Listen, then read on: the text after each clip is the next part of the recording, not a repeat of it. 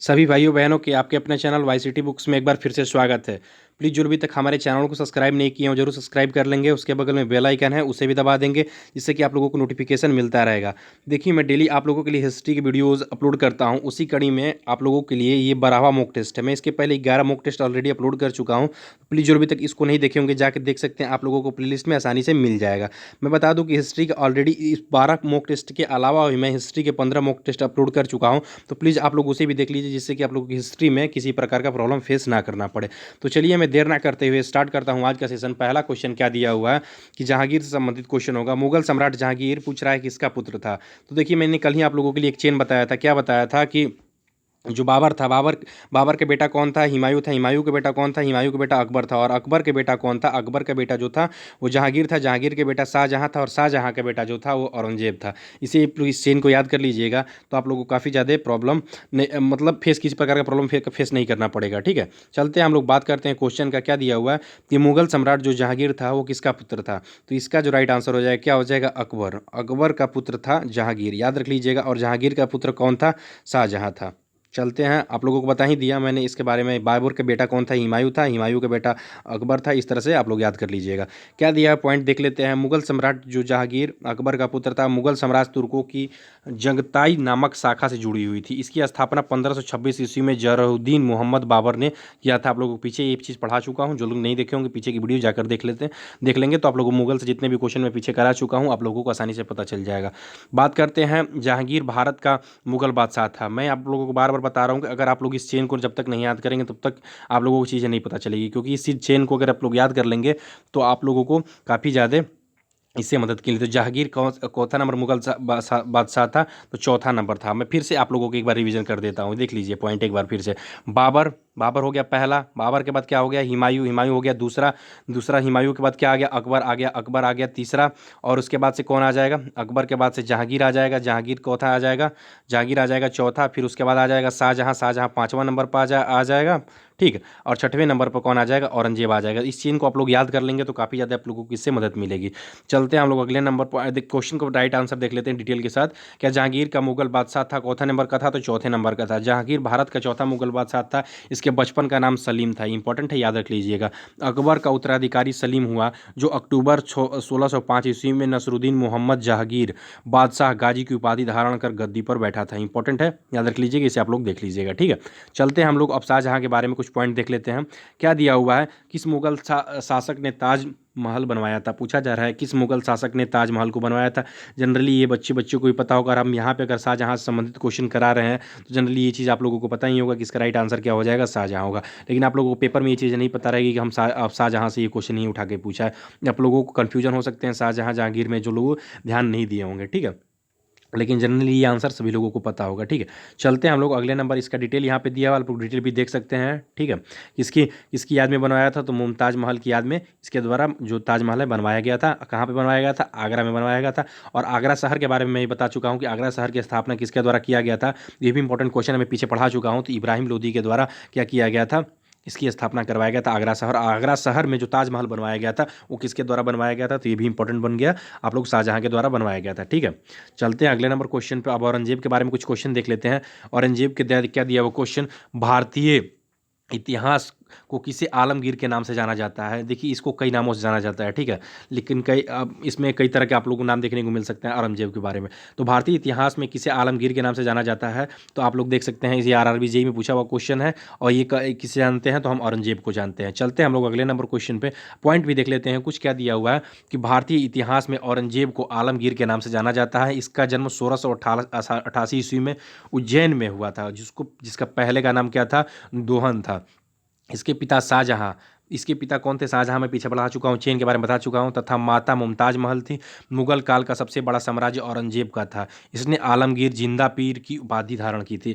देखिए, एक पॉइंट यहाँ पे क्या दिया हुआ है, आलमगीर भी दिया हुआ है और जिंदा पीर भी दिया। पूछा सकता है सिर्फ कि पूछा जाता है सिर्फ पीर की उपाधि किसके द्वारा धारण किया गया था? जिंदा पीर। ठीक है, तो जिंदा पीर जो धारण किया गया था ये भी और किसके द्वारा? औरंगजेब के द्वारा ही किया गया था। और आलमगीर की उपाधि भी औरंगजेब के द्वारा ही किया गया था। चलते हैं हम लोग अगले नंबर क्वेश्चन में पढ़ लेते हैं। मुगल सम्राट ने आलमगीर का शीर्षक अपनाया था? तो जनरली हम लोग पढ़ चुके हैं, इसका राइट आंसर औरंगजेब था इसका राइट आंसर। ठीक है, अगला नंबर पॉइंट क्या दिया हुआ है, कौन सी ईस्वी में पूछा रहा है, किस ईस्वी में? तो किस ईस्वी के बारे में आप लोग देख सकते हैं कि औरंगजेब की मृत्यु के बाद भारत के विभिन्न हिस्सों में मुगल प्रशासकों के तहत कई क्षेत्रीय साम्राज्य सत्ता में आए थे। ठीक है, देखिए मुगल साम्राज्य की हम बात करें तो मुगल साम्राज्य जो माना जाता है, हालांकि माना तो जाता है 1857 तक माना जाता है। ठीक है, 1526 ईस्वी में जब बाबर के द्वारा लोधी वंश को हरा कर नींव डाली गई थी। लेकिन इसके बाद से जब ये औरंगजेब का शासनकाल 1707 ईस्वी में बात कर ले हम, इसका राइट आंसर क्या हो जाएगा, 1707 ईस्वी में जब औरंगजेब की बादशाहत खत्म हो गई थी, मृत्यु हो गई थी, उसके बाद से इसका जो साम्राज्य था कई हिस्सों में टूट गया था। इसलिए कि उस तरह से मतलब प्रतिभावान या शक्तिशाली जो थे उनके द्वारा अभी कोई मतलब मुगल साम्राज्य में ऐसा नहीं बना। ठीक है, तो चलते हैं हम लोग इसका डिटेल के साथ आंसर देख लेते हैं। डिटेल क्या दिया हुआ है, 1707 ईस्वी में औरंगजेब की मृत्यु के बाद भारत के विभिन्न हिस्सों में मुगल प्रशासकों के तहत कई क्षेत्रीय साम्राज्य सत्ता में आए, जिनका कारण 18वीं शताब्दी में इस साम्राज्य को पारसिया के नादिर शाह और अफगानिस्तान के अहमद शाह अब्दाली जैसे हमलवारों का आक्रमण देखा। औरंगजेब की मृत्यु के बाद उसके उत्तराधिकारी अयोग्य व निर्बल साबित हुए। इसी समय बंगाल के मुर्शिद कुली खां, अवध के सादातु खां और हैदराबाद के निजाम उल मुहम्मद ने खुद को स्वतंत्र घोषित कर दिया था। ठीक है, चलते हैं हम लोग अगले नंबर क्वेश्चन पे, उत्तरवंशी मुगल शासक के बारे में पूछा जा रहा है कि अंतिम मुगल सम्राट कौन था। तो देखिए ये भी क्वेश्चन आप लोगों को मैं बता चुका हूं, तो इसका जो राइट आंसर क्या हो जाएगा, बहादुर शाह। बहादुर शाह जो था अंतिम मुगल शाह था। ठीक है, चलते हैं हम लोग डिटेल के साथ आंसर देख लेते हैं। बहादुर शाह जफर, याद रख लीजिएगा, कहीं कहीं आप लोगों को बहादुर शाह द्वितीय भी देखने को मिलता है।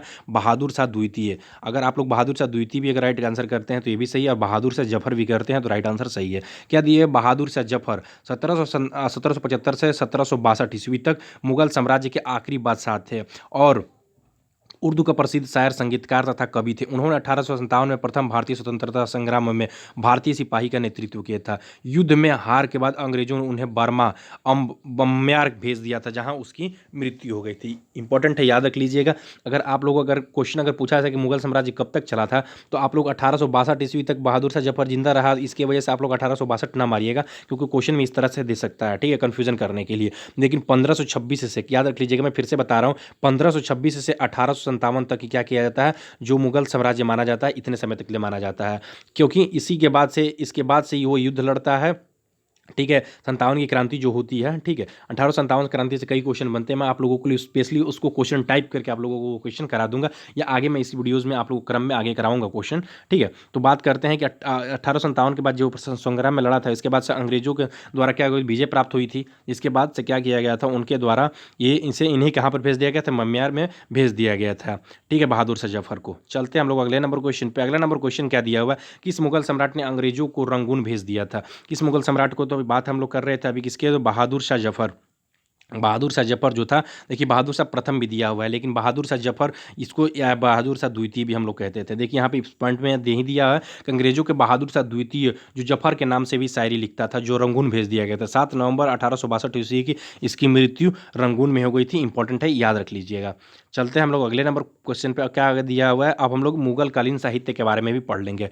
अली कुलुब सलीम और अली तमीम कलीम ने शासनकाल के दौरान महत्वपूर्ण कवि थे। अच्छा, आप लोगों को अली कुली सलीम से आप लोगों को मतलब क्वेश्चन आप लोगों को दिमाग में आना चाहिए कि कुली कुतुब शाह के द्वारा क्या निर्माण करवाया गया था। तो ये क्वेश्चन आप लोगों को मैं पीछे पढ़ा चुका हूँ। अगर जिन लोगों को अगर ये क्वेश्चन पढ़े होंगे, आप लोग इसका राइट आंसर देंगे कि कुली कुतुब शाह के द्वारा किस चीज़ का निर्माण करवाया गया था। इंपॉर्टेंट है, याद रख लीजिएगा, अली कुली, और यहाँ पे हम कुतुब शाह बता रहे हैं। ठीक है, कुतुब शाह के द्वारा किस चीज़ का निर्माण कराया गया था। इंपॉर्टेंट है, आप लोग इसका क्वेश्चन का राइट आंसर कमेंट में देंगे। ठीक है, जो लोग पीछे की वीडियोस पढ़े होंगे जरूर इसका राइट आंसर दे देंगे। ठीक है, तो क्या दिया हुआ है, अली कुली सलीम। इसका बात अलग है, इस मतलब ये कुतुब शाह की बात नहीं कर रहा, सलीम की बात कर रहा है। और अली तलीब कलीम के द्वारा पूछा जा रहा है किसके शासनकाल के दौरान महत्वपूर्ण कवि थे। तो आइए डिटेल के साथ हम लोग आंसर देख लेते हैं। तो इसका जो राइट आंसर हो जाएगा, क्या हो जाएगा, सी हो जाएगा। शाहजहां मुगल साम्राज्य के फारसी साहित्य तथा हिंदी संस्कृत तथा उर्दू के विकास पर मुगल शासक साम्राज्य के शासनकाल के दौरान जो अली कुली सलीम व अबू तलीम कलीम जो थे, ये किसके शासनकाल में रहा करते थे, तो वो शाहजहां के शासनकाल में रहा करते थे। इंपॉर्टेंट है, याद रखिएगा। ठीक है, बाकी आप लोग डिटेल अब और भी पढ़ सकते हैं। ठीक है, वीडियोस पॉज करके। चलते हैं हम लोग अगले नंबर क्वेश्चन पे। अगला नंबर क्वेश्चन क्या दिया हुआ है कि बाबर की आत्मकथा बाबरनामा किस भाषा में लिखी गई थी। देखिए काफ़ी लोग जनरली देखते हैं तुरंत क्या कर देंगे, अरे यार ये तो जी उर्दू होगा, लेकिन ये आंसर गलत हो जाएगा। ठीक है, देखिए एलपी में पूछा हुआ, जो अभी पिछले साल जो पेपर हुआ था उसमें पूछा हुआ क्वेश्चन था। क्या दिया हुआ है, इसका राइट आंसर हो जाएगा डी, अर्थात तुर्की भाषा में लिखा गया है। अब बात कर लें कि ये क्या है, तो इसके बारे में डिटेल क्या दिया है। मुगल बादशाह अकबर ने अपनी आत्मकथा किसके द्वारा खुद ही लिखी गई थी, इंपॉर्टेंट है, याद रख लीजिए। आत्मकथा बाबरनामा की रचना तुर्की भाषा में की थी। इसमें बाबर ने अपनी जीवन को अनेक घटनाओं को विस्तार से लिखा था। इसके माध्यम से बाबर द्वारा भारत पर किए गए युद्धों को जानकारी मिलती है तथा आक्रमण के समय भारत की राजनीतिक दशा का विवरण भी मिलता है। यह आत्मकथा बाबर द्वारा पानीपत एवं खानवा के युद्ध में अपनाई गई तुगलकनामा युद्ध प्रणाली की जानकारी भी देता है। बाबरनामा नाम से जाने जाने वाली पुस्तक को मूल शीर्षक तुजुक ए बाबरी के नाम से भी जानते हैं। आप लोगों को क्वेश्चन में जब देखने को मिलता है तो आप लोगों को ये भी देखने को मिल सकता है कि सिर्फ क्या देखने को मिलेगा, तुजुक ए बाबरी ही देखने को मिलेगा। पूछा कि इसके रचनाकार कौन था, तो आप लोगों को ऑप्शन दे देगा, तो बाबर इसका रचनाकार था, और इसी को हम लोग क्या जानते हैं, तुजुक नामक को बाबरनामा के नाम से जानते हैं। इंपॉर्टेंट है, याद रखिएगा। चलते हैं अगले नंबर क्वेश्चन पे। अगला नंबर क्वेश्चन क्या दिया है कि मध्यकालीन भारत के दौरान लिखी गई किताब गीत गोविंद के लेखक कौन थे। देखिए गीत गोविंद से इंपॉर्टेंट ये क्वेश्चन आप लोगों को यहाँ पे, अगर आरआरबी की हम बात करें, सिर्फ आरआरबी में यहाँ पे देखने को मिल रहा है कि आरआरबी ग्रुप डी में पूछा हुआ क्वेश्चन। लेकिन ये क्वेश्चन अगर आप लोग किसी भी पेपर को उठाकर देखेंगे ना, अगर आप एसएससी के अगर एक वर्ष के पेपर को उठा के देखेंगे तो किसी ना किसी सेशन में जरूर, मतलब ये कम से कम 20-30 बार ऐसा होगा जो ये क्वेश्चन पूछा गया होगा। ठीक है, तो बात कर लेते हैं किसके द्वारा लिखा गया है। तो गीत गोविंद किसके द्वारा लिखा गया है, तो जयदेव के द्वारा लिखा गया है। इंपॉर्टेंट है, आइए डिटेल के साथ हम लोग इसका आंसर देख लेते हैं। डिटेल क्या दिया हुआ है कि जयदेव के द्वारा जो बुत लिखी गई थी, क्या गीत गोविंद लिखी गई थी, और रमी तंजरी लिखी गई थी, रति मंजरी लिखी गई थी। तुलसीदास के द्वारा पता ही है, रामचरितमानस, दोहावली, गीतावली व विनय पत्रिका लिखी गई थी। कबीरदास के बारे में भी पूछा जाता है। आप लोगों की हिंदी में भी इस तरह के क्वेश्चन देखने को मिलते हैं। कबीरदास की बात कर लें, बीजक, साखी, सबद, रामायण लिखा गया था। और मीराबाई के द्वारा गीत गोविंद टीका, देखिए काफ़ी ज़्यादा लड़के कन्फ्यूजन में होते हैं, तो इनके द्वारा जो लिखी गई थी गीत गोविंद लिखी गई थी, और इनके द्वारा जो लिखी गई थी गीत गोविंद टीका लिखी गई थी। ठीक है, और राग गोविंद जो लिखा गया था ये भी मीराबाई के द्वारा लिखा गया था। चलते हैं हम लोग अगले नंबर क्वेश्चन पे। अगला नंबर क्वेश्चन क्या दिया हुआ है, अगला नंबर क्वेश्चन दिया है कि मध्यकाल में भारत से आने वाली यात्रियों ने अपनी जीवन लिखी और दरबारियों को भी ने अपने राजाओं की प्रशंसा के लिए कविताएं लिखी। इसे साहित्य स्रोतों का अभिलेख कहाँ पे प्राप्त होता है। ठीक है, तो आइए डिटेल के साथ आंसर देख लेते हैं। तो इसको क्या कहते हैं, अभिलेख नहीं, बात करते हैं इतिवृत्त। इतिवृत्त, साहित्य स्रोतों को इतिवृत्त कहा जाता था। क्या कहा जाता था, अभिलेख नहीं कहा जाता था, इतिवृत्त कहा जाता। मध्यकाल में यात्रियों द्वारा लिखी गई इस जीवनी और कविताओं को इतिवृत्त के श्रेणी में रखा जाता था। इंपॉर्टेंट है, याद रख लीजिए। काफ़ी ज़्यादा लोग, हम लोग जनरली अब चीज़ों को बोलते हैं तो क्या बोलते हैं, अभिलेख बोलते हैं। ठीक है, लेकिन कालक्रम तो नहीं बोलते हैं। धर्मशास्त्र के वार कभी कभी देखने को सुनने को मिल जाता है, लेकिन अभिलेख हम लोग को जनरली सुनने को मिलता है। लेकिन जो इतिवृत्त है ये क्या हो जाएगा, इसका राइट आंसर हो जाएगा। चलते हैं हम लोग अगले नंबर क्वेश्चन पे। अगला नंबर क्वेश्चन क्या दिया है, बाबरनामा जो बाबर की आत्मकथा है किस भाषा में लिखी गई थी, तो हम लोग पढ़ चुके हैं, तुर्की भाषा में लिखी गई थी। देखिए अब हम लोग मुगल कालीन के स्थापत्य एवं चित्रकला के बारे में पढ़ेंगे। बहुत इंपॉर्टेंट क्वेश्चन बनते हैं, यहाँ से काफ़ी ज़्यादा क्वेश्चन बनते हैं। मोती मस्जिद निम्नलिखित में से किस स्मारक में स्थित है। पूछा जा रहा है कि जो मोती मस्जिद है निम्नलिखित में से किस स्मारक में स्थित है। गोलकुंडा का किला, आगरा का किला, कुतुब मीनार, लाल किला। तो आइए डिटेल के साथ आंसर देख लेते हैं। ये आरआरबी जेईई में पूछा हुआ क्वेश्चन है। डिटेल क्या दिया हुआ है कि मोती मस्जिद का निर्माण मुगल बादशाह शाहजहां ने आगरा के किले में करवाया था। इंपॉर्टेंट है, याद रख लीजिएगा किसके द्वारा करवाया गया था, तो ये इंपॉर्टेंट बन जाता है ये एक। और ये कहाँ करवाया गया था, ये भी इंपॉर्टेंट बन जाता है, तो लाहौर में करवाया गया था। इंपॉर्टेंट है, याद रख लीजिएगा। और कहाँ पे और किसके द्वारा करवाया गया था, ये भी इंपॉर्टेंट बन जाता है। तो आगरा का किला, आगरा के किले किसके द्वारा कराया गया था, तो ये बादशाह शाहजहां के द्वारा करवाया गया था। चलते हैं हम लोग अगले नंबर क्वेश्चन पे। अगला नंबर क्वेश्चन क्या दिया हुआ है, का निर्माण ईसवी शताब्दी, मतलब पूछ रहा है कौन सी ईस्वी में, 1632 ईस्वी में शुरू किया गया था और 1648 ईस्वी में अंत तक पूरा हुआ था। तो ये डिटेल के साथ आंसर हम लोग देख लेते हैं। इसका राइट आंसर क्या हो जाएगा, ताजमहल। इंपॉर्टेंट है, याद रख लीजिएगा। ताजमहल से काफ़ी ज़्यादा क्वेश्चन बनते हैं। मैं पीछे ही बता चुका हूँ कि इसका निर्माण किसके द्वारा करवाया गया था, तो इसका निर्माण जो करवाया गया था शाहजहां के द्वारा करवाया गया था और मुमताज़ महल के याद में करवाया गया था। और इसका निर्माण कब से स्टार्ट हुआ था, तो इसका जो निर्माण था 1632 जो दिया हुआ है यहाँ पे देखिए क्या दिया, 1631 से 1648 के मध्य हुआ था। मतलब आप लोग 1632 या 1631 भी देगा तो आप लोग कहीं भी कन्फ्यूजन ना होइएगा, आप लोग आसानी से इसे हल कर सकते हैं। ठीक है, कोई एक ही देगा। तो 1631 से लेकर 1648 तक इसका मध्य जो काल था उसको चलवाया गया था। ठीक है, अच्छा काफ़ी लोग कहते हैं कि जो ताजमहल को बनवाए थे उनके मजदूरों को हाथ काट दिए गए थे, लेकिन ये कहीं भी इसका डिटेल नहीं मिलता है। सिर्फ लोगों के द्वारा मनगढ़ंत ये कहानियां हैं कि शाहजहां के द्वारा उनके हाथ, मजदूरों को हाथ काट दिए गए थे कि दोबारा उस तरह के महल का निर्माण नहीं कर पाएंगे। ठीक है, तो ये एक प्रकार की गलत अवधारणा है जो लोगों के बीच में फैलाई गई है। ठीक है, चलते हैं हम लोग अगले नंबर क्वेश्चन पे। अगला नंबर क्वेश्चन क्या दिया हुआ है कि जयपुर की विख्यात इमारत हवा महल एवं बहुस्तरीय महल सवाई प्रताप सिंह द्वारा बनवाई गई थी, कब बनवाई गई थी? ये भी इंपॉर्टेंट क्वेश्चन है। क्या है इसका राइट आंसर देख लेते हैं हम। अच्छा, राइट आंसर दिया हुआ है कि हवा महल की प्रसिद्ध जो राजसी महल जो इनका निर्माण जयपुर सवाई प्रताप सिंह के द्वारा 1799 ईस्वी में करवाया गया था। यह 5 मंजिला इमारत है जो जयपुर के राजस्थान के प्रसिद्ध जौहरी बाजार के पास स्थित है। यह पूर्ण रूप से लाल और गुलाबी बलुआ पत्थर से बनाई गई है। ठीक है। अब अच्छा, पत्थर के बारे में आप लोगों को अगर ज्योग्राफी की जब क्लास चलेगी तो उसमें आप लोगों को डिटेल दिया जाएगा। ठीक है, कि पत्थर जो होते हैं कितने प्रकार के होते हैं, पत्थर से भी क्वेश्चन बनते हैं। पत्थर आप लोगों को देखेंगे तो जनरली आप लोगों को 40 से 50 पत्थर जो मिलेंगे इंपॉर्टेंट मिलेंगे, लेकिन उसमें से भी जो 20 पत्थर जो होंगे वो और भी ज़्यादा इंपॉर्टेंट है, तो जिससे आप लोग क्वेश्चन देखने को मिलते हैं। ठीक है, चलते हैं हम लोग ज्योग्राफी में हम लोग उस चीज़ को कवर करेंगे। अभी इसका राइट आंसर क्या हो जाएगा? 1799 हो जाएगा। चलते हैं हम लोग अगले नंबर क्वेश्चन पे। अगला नंबर क्वेश्चन क्या दिया है कि फतेहपुर सीकरी या विजय का शहर 12 साल तक किसकी राजधानी रही थी? बाबर की रही थी, बहादुर शाह की रही थी, अकबर की रही थी, औरंगजेब की रही थी? एक डिटेल के साथ आंसर देख लेते हैं। तो क्या दिया हुआ? अकबर के द्वारा गुजरात का विजय प्राप्त करने के बाद अपनी दूसरी राजधानी फतेहपुर सीकरी स्थानांतरित किया था। फतेहपुर सीकरी का अर्थ होता है विजय का शहर या जीता हुआ शहर।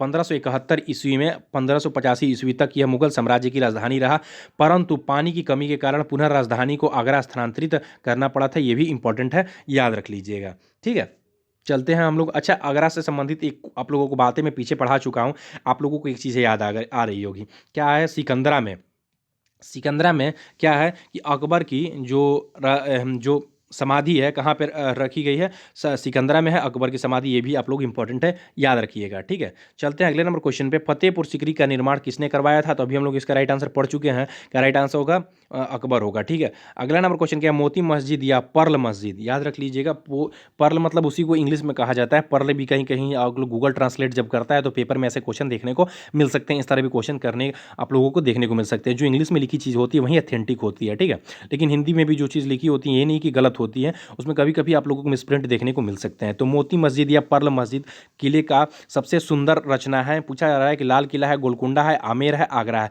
आइए डिटेल के साथ आंसर देख लेते हैं। तो इसका राइट आंसर क्या हो जाएगा? लाल हो जाएगा।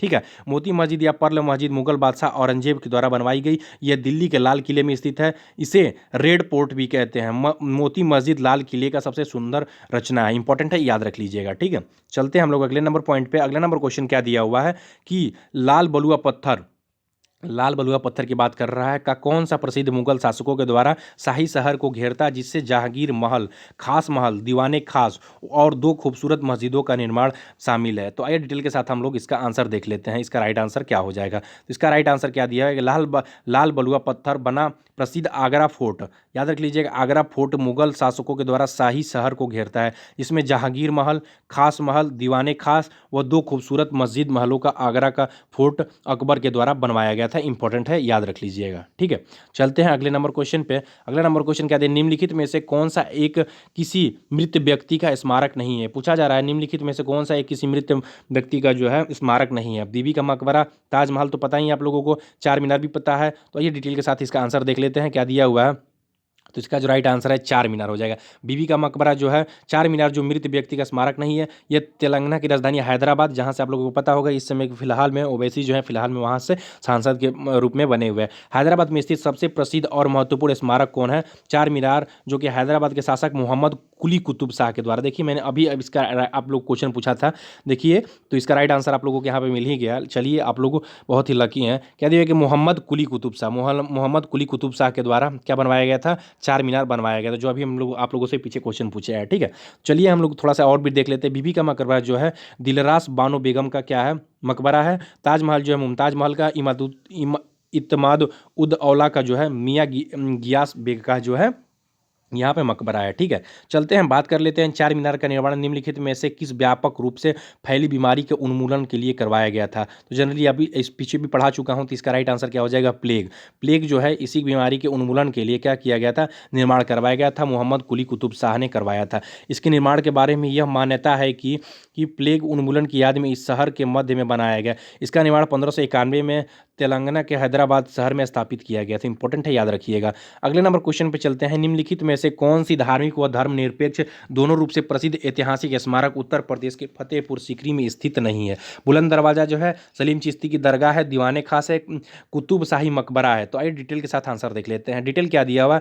कुतुब शाही मकबरा हैदराबाद की इब्राहिम बाग में स्थित है। बुलंद दरवाजा एवं सलीम चिश्ती की दरगाह फतेहपुर सीकरी में है। इसका निर्माण मुगल शासक अकबर के द्वारा करवाया गया था। इंपॉर्टेंट है, याद रख लीजिएगा। इसका राइट आंसर क्या हो जाएगा? कुतुब शाही मकबरे का निर्माण है। ठीक है, चलते हैं अगले नंबर क्वेश्चन पे। अगला नंबर क्वेश्चन क्या दिया हुआ है कि निम्न में से कौन फतेहपुर सीकरी में एक ऐतिहासिक स्मारक नहीं है? बुलंद दरवाजा नहीं है, इबादत खाना है, गोल गुम्बद है, पंचमहल है। आई डिटेल के साथ आंसर देख लेते हैं। क्या दिया हुआ है? गोल गुम्बद फतेहपुर सीकरी में स्थित नहीं है, बल्कि स्थित नहीं है। बाकी जो भी है इसी के अलावा जो बुलंद दरवाजा है, बुलंद दरवाजा, इबादत खाना है, पंचमहल, ये तीनों जो जगह हैं क्या है? फतेहपुर सीकरी में एक ऐतिहासिक स्मारक है। ठीक है, बाकी ये नहीं है। चलते हैं हम लोग अगले नंबर क्वेश्चन। बाकी आप लोग डिटेल इसको देख सकते हैं। अगला नंबर पॉइंट क्या दिया कि महाराष्ट्र में अवस्थित मरुदु जंजीरा किला चारों ओर से घिरा हुआ है। धान का खेत है, पेड़ है, गार्डन है, जंगल जल है। तो आइए डिटेल के साथ देख लेते हैं इसका राइट आंसर क्या हो जाएगा। तो इसका जो राइट आंसर हो जाएगा क्या हो जाएगा? ये जल से घिरा हुआ है। ठीक है, मंदुरु जो जंजीरा किला है महाराष्ट्र के रायगढ़ जिले में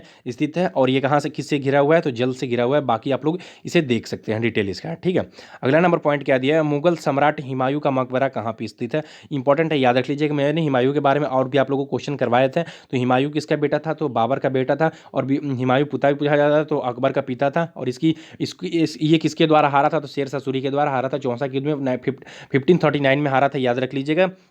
ये भी इंपॉर्टेंट बन जाता है। और इसके द्वारा क्या किया गया था कि ये इसकी सीढ़ी से गिरने की वजह से इसकी मृत्यु हो गई थी। ये भी इंपॉर्टेंट है। जो भी इससे 4-5 पॉइंट बनते हैं मैं आप लोगों को बता दिया। आई डिटेल देख लेते हैं। क्या दिया है? हुमायूं का मकबरा मकबरा मुगल वास्तुकला से प्रेरित मकबरा है। यह नई दिल्ली के दीन पनाह अर्थात पुराने किले के निकट निजामुद्दीन औलिया की दरगाह के पास स्थित है। वर्ष 1570 ईस्वी में मकबरे का निर्माण हाजी बेगम के द्वारा करवाया गया था। इंपॉर्टेंट है, याद रख लीजिएगा। ठीक है, अगला नंबर पॉइंट देख लेते हैं। हवा महल का निर्माण किसने किया था? हवा महल का निर्माण जनरली मैं पीछे भी पढ़ा चुका हूं। तो राइट आंसर क्या हो जाएगा? महाराजा सवाई प्रताप सिंह। महाराजा सवाई प्रताप सिंह के द्वारा क्या किया गया था? हवा महल का निर्माण करवाया गया था। इंपॉर्टेंट है, याद रख लीजिएगा। चलते आप लोग डिटेल भी इसका देख सकते हैं। अगला नंबर क्वेश्चन क्या दिया हुआ है कि जयपुर में हवा महल का निर्माण किससे करवाया गया था? सब देखिए मैं बता चुका हूँ पीछे भी आप लोगों को इसका राइट आंसर, लेकिन फिर भी हम लोग इसका राइट आंसर देख लेते हैं डिटेल के साथ। क्या दिया हुआ है कि इसका राइट आंसर जो है लाल और गुलाबी बलुआ पत्थर से करवाया गया था जयपुर में जो हवा महल है। ठीक है, क्या दिया हुआ है कि जयपुर में हवा महल जो निर्माण है गुलाबी एवं लाल और गुलाबी बलुआ पत्थर से निर्माण हुआ था। इसका वास्तुकार श्री लाल चंद उस्ताद थे। यह सांस्कृतिक व शिल्प संबंधित विरासत हिंदू राजपूत शिल्प कला व मुगल शैली के लिए एक अनूठा मिश्रण है। इसे सन 1799 ईस्वी में महाराजा सवाई प्रताप सिंह के द्वारा बनवाया गया था। इंपॉर्टेंट है। अगला नंबर क्वेश्चन देख लेते हैं। क्या दिया है? निम्नलिखित में से मस्जिदों में किसका निर्माण मुगल सम्राट शाहजहां के द्वारा करवाया गया था? तो आइए राइट आंसर हम लोग देख लेते हैं। अगर हम इसका आंसर पढ़ चुके हैं लेकिन फिर भी डिटेल के साथ देख लेते हैं। क्या दिया हुआ है? इसका राइट आंसर जामा मस्जिद जो करवाया गया था, क्या करवाया गया था? दिल्ली में करवाया गया था। किसके द्वारा करवाया गया था? शाहजहां के द्वारा करवाया गया था। इंपॉर्टेंट है, याद रख लीजिएगा। ये भी किसके द्वारा किया गया? लाल बलुआ पत्थर और सफेद संगमरमर से बना हुआ है जो लाल किले से 500 मीटर की दूरी पर स्थित है, याद रख लीजिएगा। ठीक है, बाकी आप लोग पॉइंट और भी दिए हुए हैं, आप लोग इसे भी देख सकते हैं। ठीक है, और क्वेश्चन देख लेते हैं। क्या दिया हुआ है कि मक्का मस्जिद हैदराबाद द्वारा संपूर्ण किया गया है कुली कुतुब शाह के द्वारा, जहांगीर, कुतुब शाही, औरंगजेब। तो हम लोग इसका राइट आंसर देख लेते हैं। क्या दिया हुआ है? इसका राइट आंसर दिया हुआ है औरंगजेब। मक्का मस्जिद जो हैदराबाद के द्वारा संपूर्ण किया गया था, किसके द्वारा किया गया था? औरंगजेब के द्वारा किया गया था। ये चार मीनार की बात नहीं कर रहा है जो हैदराबाद में है। हैदराबाद की चार मीनार के बारे में हम लोगों ने पढ़ लिया। मोहम्मद कुली कुतुब शाह के द्वारा करवाया गया था, याद रख लीजिएगा। और जो औरंगजेब है, औरंगजेब के द्वारा वहाँ पे मक्का मस्जिद का निर्माण करवाया गया। तो ये मक्का मस्जिद तो अरब वाला नहीं है। ठीक है, ये आप लोगों को मक्का मस्जिद इंडिया की बात कर रहा है जो हैदराबाद में स्थित है। ये भी इंपॉर्टेंट है, आप लोग इसका डिटेल भी देख सकते हैं वीडियोस पॉज करके। ठीक है, चलते हैं हम लोग अगले नंबर क्वेश्चन पे। अगला नंबर क्वेश्चन क्या दिया हुआ है? निम्नलिखित स्मारकों स्थानों में से सही स्थान मिलान कीजिए। तो आइए हम लोग सही स्थान इसका मिलान कर लेते हैं। तो क्या दिया हुआ है? तो इसका राइट आंसर देख लेते हैं। जो पी है, गोलकुंडा, गोलकुंडा कहाँ पे है? तो गोलकुंडा जो राइट आंसर हो जाएगा, क्या हो जाएगा? ये हैदराबाद में स्थित है। बुलंद दरवाजा जो कहाँ पे है, हम लोग इसके पीछे पढ़ चुके हैं, कहाँ पे? फतेहपुर सीकरी में। हुमायूं का मकबरा कहाँ पे है? तो हुमायूं का मकबरा जो नई दिल्ली में है। और रानी की बाग जो है कहाँ पे है? पहाड़ों में स्थित है, याद रख लीजिएगा, ठीक है। आप लोग यहाँ पे डिटेल भी देख सकते हैं यहाँ पे, ठीक है, इंपॉर्टेंट है, आप लोग इसको देख सकते हैं। चलते हैं हम लोग अगले नंबर क्वेश्चन पे। दिल्ली के जामा मस्जिद किस भारतीय बादशाह के शासनकाल में बनवाई गई थी? तो हम लोग इसके भी पढ़ चुके हैं, तो इसका राइट आंसर क्या हो जाएगा? शाहजहां के द्वारा जामा मस्जिद का निर्माण करवाया गया था। अगला नंबर क्वेश्चन क्या दिया हुआ है कि दिल्ली का जामा मस्जिद का निर्माण, तो हम लोग इसका भी राइट आंसर पढ़ चुके हैं, क्या दिया हुआ है? शाहजहां है, ठीक है। अगले नंबर क्वेश्चन पे चलते हैं। अगला नंबर क्वेश्चन क्या दिया हुआ है, देखिए। अब मैं आप लोगों के लिए सिख से संबंधित जितने भी क्वेश्चन होंगे, मैं आप लोगों के लिए एक क्वेश्चन दे रहा हूँ, इसका राइट आंसर कल भी बताऊंगा, आप लोग इसे खोज कर आइएगा। और मैं आप लोगों को कल से आप लोगों के सिख धर्म से संबंधित जितने भी क्वेश्चन होंगे आप लोगों को करवाऊंगा। देखिए, इसमें करीब करीब मैं बता दूं कि 30 से 35 क्वेश्चन करीब करीब हम कवर किए हैं। कुछ क्वेश्चन जो होते हैं जिनकी आवृत्ति बार बार होती है, इसकी वजह से उस क्वेश्चन को मैं दोबारा नहीं बताता हूँ, जिसको मैं बता दिया रहता हूँ। तो प्लीज़ आप लोग, मैं बता दूं कि इसके पहले भी 11 मैं मॉक टेस्ट अपलोड कर चुका हूँ, ये 12वां नंबर मॉक टेस्ट है। तो आप लोग इसे लगाइए, और जितना ज़्यादा आप लोग लगाएंगे उतनी ज़्यादा आप लोगों के लिए फायदे होने वाले हैं, क्योंकि जितने भी क्वेश्चन हैं सबके सब आरआरबी कि एनटीपीसी, स्पेशली फॉर एनटीपीसी, और ग्रुप डी में पूछे हुए क्वेश्चनों का संग्रह है, जेई में पूछे हुए क्वेश्चनों का संग्रह है, एलपी में पूछे हुए क्वेश्चनों का संग्रह है। तो प्लीज़ आप लोग इसे लगाइए, क्योंकि आप लोग लगाएंगे तभी मैं बता दूं कि आप लोगों को किसी प्रकार का प्रॉब्लम पेपर में फेस करने को नहीं मिलेगा। अगर आप लोग इतने क्वेश्चन को लगा लेते हैं तो मैं आप लोगों को उम्मीद दिलाता हूँ कि 95%, मोर देन 95% जो क्वेश्चन आप लोगों की हिस्ट्री के तैयार हो जाएंगे। और आप लोगों के लिए वाईसीटी और प्रकार की जो क्लासेज बहुत जल्द लेकर आने वाली है। तो प्लीज़ आप लोग कंटिन्यू रहा कीजिए, कंटिन्यू देखा कीजिए, जिससे कि आप लोगों को किसी भी प्रकार के, किसी भी कहीं से भी क्वेश्चन आप लोगों को पेपर में आए तो आप लोगों को उस क्वेश्चन को आसानी से आप लोगों को सॉल्व कर पाएं। और मैं आप लोगों को बता दूं कि वाईसीटी आप लोगों के लिए हर प्रकार की बुक्स अवेलेबल कराती है। अगर किसी प्रकार की बुक्स को चाहते हैं तो वाईसीटी के ऑफिशियल साइट पर जाकर वहां से बुक्स को परचेज कर सकते हैं। करंट अफेयर्स की वीडियोस भी आप लोगों के लिए प्रोवाइड किया जाता है, मॉर्निंग में 7 AM पर प्रोवाइड किया जाता है। और आप लोगों के लिए टेक्निकल क्लासेस भी चालू कर दी गई हैं, जिसमें आप लोगों के लिए 1-2 वीडियो सिविल की भी स्टार्ट कर दी गई हैं, और मैकेनिकल की मॉक टेस्ट ऑलरेडी स्टार्ट कर दिया गया है। तो प्लीज़ आप लोग कंटिन्यू रहा कीजिए और कंटिन्यू देखा कीजिए, ठीक है। तो प्लीज़ जो भी हमारे चैनल को सब्सक्राइब नहीं किए हो जरूर सब्सक्राइब कर लेंगे, और बेल आइकन को भी दबा देंगे, जिससे कि नोटिफिकेशन आप लोगों के पास पहुंचता रहेगा। और वीडियो अच्छा लगे तो जरूर लाइक कीजिएगा। थैंक यू दोस्तों, थैंक यू।